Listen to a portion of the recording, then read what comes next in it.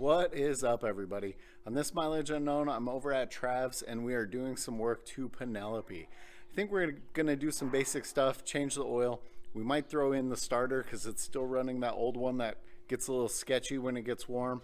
I know for sure we're gonna pull the carburetors off, change the air jets, and we're gonna pull the intake manifolds off and replace the gaskets and make sure those are fully seated and crushed this time, since that was such an issue with why the car was running so weird before. Also, guys, I know some of you have noticed my vintage Volkswagen 4-speed shift pattern hat and have asked about them. We do have a few left for sale from the first run we did. They are on my eBay store. The link's below. Hopefully Travis and I will be adding some other designs and some more color combinations to the hats as time goes on. But what we have now, I do think is going to go quick. So if you want one, better hop on eBay and grab one for us. I'll flip you around and we'll start working on the car. Well, with all the craziness in the electrical system in the Fastback that we've had, the first thing I'm jumping to today is the starter. If you remember, we did replace the starter at one point and then the car wouldn't start again and we thought we had other issues. So I'm starting with the starter today because if this new one, her rebuilt one, doesn't crank it over like it should, the old one's going back in. The old starter does work, has worked every time, but when the car is hot, which here in Arizona is 90% of the time, that starter cranks so slow that it's actually hard to get the car fired up. So we're hoping that this new rebuilt one will take care of that issue.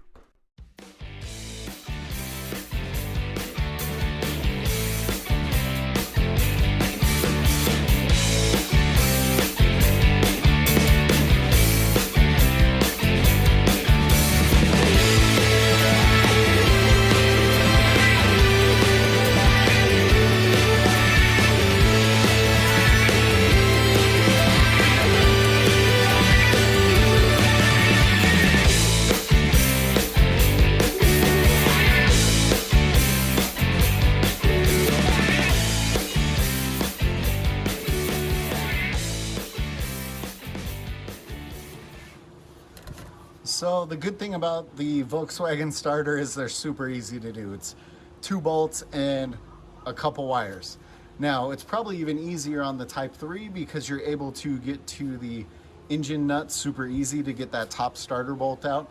But we're already done. It probably took maybe 10 minutes and we're gonna see if it actually cranks over now.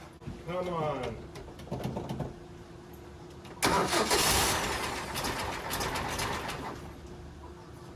Definitely sounds better than the old starter. Definitely sounds better than the old starter. So the new starter sounds like it has way more cranking power or efficiency than the old starter did. So we finally got a good starter in the car. Now we're gonna move on to a couple other things.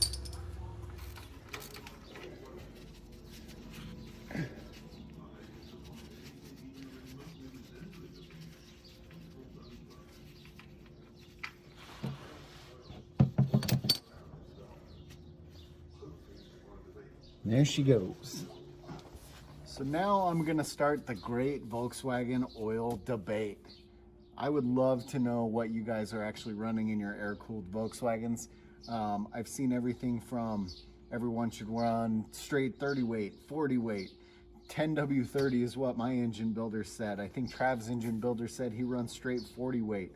A very popular performance engine shop for Volkswagen said they put Valvoline VR1 2050 in every engine that they build, and that's what I'm gonna give a whirl this time just to see.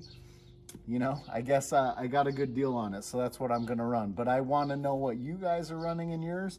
I'm not gonna put this in until the car's back on level ground so I can make sure I got a accurate oil level when I check it.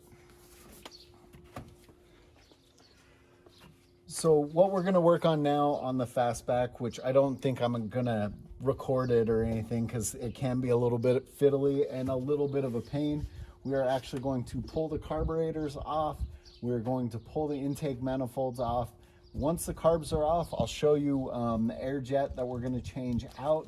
And then hopefully, like I said, we will be able to make sure that the intake manifolds are down and tight. With the carburetors off, there's much more room to actually get to the bolts.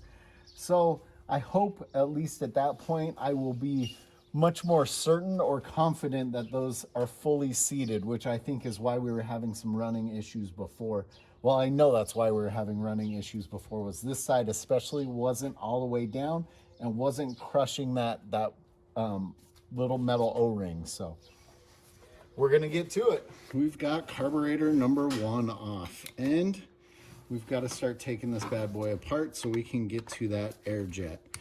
Now, part of the reason why I want to change the air jet is I believe it is more than likely contributing to some of my overheating. The air jets that are in these, I know are matched.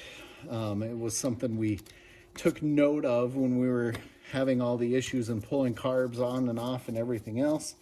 So I know they're matched, but I also believe the ones that are in these carburetors currently are way too big. So we're getting, at higher RPM, we're getting too much air and not enough fuel, causing the car to run lean, causing the car to run hotter than it should. So that is the ultimate goal of actually taking these apart.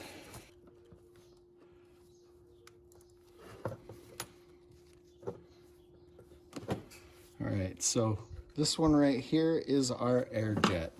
Now, I had already put larger main jets in these carburetors to get a little bit more fuel out of them when we were first having some of the issues. So I doubt you can see, but that's the air jet right there. Now, this one is a 240, which seems actually rather large for the Type 3, especially for one that has a little bit bigger engine combination like what I'm running in mine. It seems like I see more in the 180 to 150 range. Well, I happen to have some 180s, so that's going to be what goes back into these. And by saying I have 180s, I got to dig through the drawer of carburetor parts. After a bunch of fiddling through all the crazy carburetor stuff I have, I finally found some 180s. So that's what we're going with. A 240 to a 180 is a pretty big drop, so we definitely should get some more fuel and less air at the higher RPM range, which hopefully will help the car make it run a little bit better. Trav is actually playing with the intake manifolds right now. I tell you what, getting those crush washers out of the head for the intake manifolds was kind of a pain. So that took a little longer than we thought, but well, been at it all day. And I honestly think Penelope hates me. Maybe it's time for me to sell this car.